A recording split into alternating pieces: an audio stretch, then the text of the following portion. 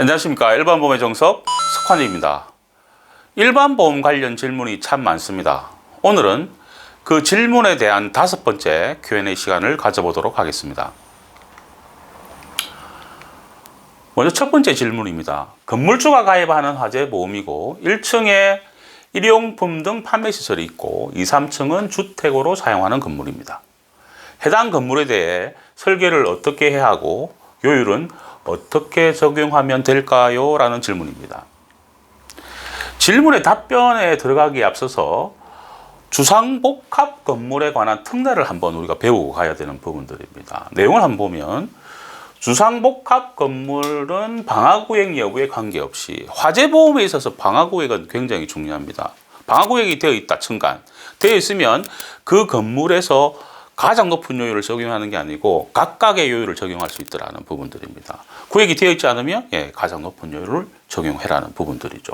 그래서 주상복합 건물에 관한 특례는 상관없이 주거용도 부분은 주택, 상업용도 부분은 일반 물건으로 적용을 해라는 부분들입니다. 제가 여러 번 말씀을 드렸지만 우리가 사는 곳은 주택 물건으로, 우리가 음식점을 가거나 노래방을 가게 되면 그런 물건들은 일반 물건이죠. 그리고 공장 물건을 생산하는 곳. 보험료는 주택 물건이 월등히 쌉니다. 그 다음에 일반 물건이고, 그 다음에 공장 물건 요율이 좀 비싼 편이죠. 그래서 이렇게 적용을 해라는 부분들입니다. 두 번째는 뭐냐면 아파트 부대시설이 많죠. 관리사무소, 주차장, 담장, 어린이 놀이시설. 이런 부분들은 다 주택 물건으로 가입을 하는 부분들이고, 만약에 주상 건물의 안에 노래 연습장이나 학원이라든지 일반 음식점이 있다. 이런 부분들은 다 일반 물건으로 적용을 해라는 부분들입니다. 세 번째는 주차장이 있죠. 주거용 및 상업용도 공동으로 사용하는 부분들은 높은 요율인 일반 물건으로 전체를 가입을 해라는 부분들입니다. 이게 주상복합 건물에 관한 특례사항입니다. 그래서 답변을 보면 1층은 소형 판매시설, 2, 3층은 단독주택 요율을 적용을 하면 되겠죠. 이 특례사항은 과거에는 주상복합 아파트인 경우에만 적용을 해드렸습니다. 하지만 지금은 대부분의 회사가 일반적인 건물에 대해서도, 방금 이 3층짜리 건물이죠, 대해서도 특례를 확대해서 적용을 하고 있습니다. 예를 들면 방금 1층 소형 판매시설, 2, 3층 주택인 일반 건물인 경우에는 특례 적용으로 해서 상업용도 부분은 일반 물건, 주거용도 부분은 주택 물건, 그러니까 1층, 2층, 3층이 증권이 다르다는 부분들이죠. 세부적인 보험가입 예시를 보면 이제 이 건물주인 경우에는 보험을 이렇게 증권을 2개를 가져가야 되는 부분들이죠. 1층은 일반 화재보험, 소멸성으로 가입을 할 수도 있고 장기보험으로 가입을 할 수도 있습니다.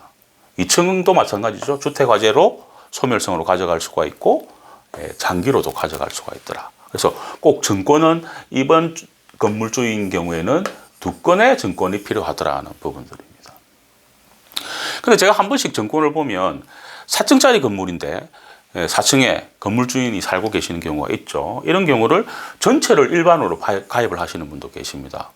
일반은 아까 제가 말씀드린 내용처럼 주택 부분보다도 보험료가 월등히 많습니다. 그래서 이런 경우는 또 보험회사에서 변경을 해주지를 않습니다. 주택에서 일반으로, 일반에서 주택으로 변경을 해주지 않기 때문에 해지를 하신 이후에 보장성 보험료를 줄이는 게 지금 훨씬 유리한 부분들이죠. 꼭 기억을 하셔야 되는 부분들입니다. 자, 다음 질문은 지게차는 화재보험으로 가입이 가능한가요? 가입이 가능하면 목적물은 어떻게 설정해야 되는지에 대한 질문이었습니다. 화재보험 특별약관에 보면 보험을 인수를 할 수 있는 화재보험으로 그 규정이 나와 있죠. 두 번째에 보면 자동차는 화재보험 인수 대상이 아니다는 부분들입니다. 그래서 지게차도 이렇게 자동차처럼 움직이다 보니까 기준이 불명확하더라. 그래서 질문이 많은 사항이죠. 그래서 세부적인 내용을 한번 보면 도로교통법상 자동차의 내용이죠. 승용, 승합차. 그리고 건설기 같은 경우는 덤프트럭이라든지 트럭, 지게차까지 종류는 굉장히 많죠. 이런 부분들은 다 자동차로 정의가 되어 있기 때문에 자동차 보험으로 가입을 해야 되는 그런 부분들이죠.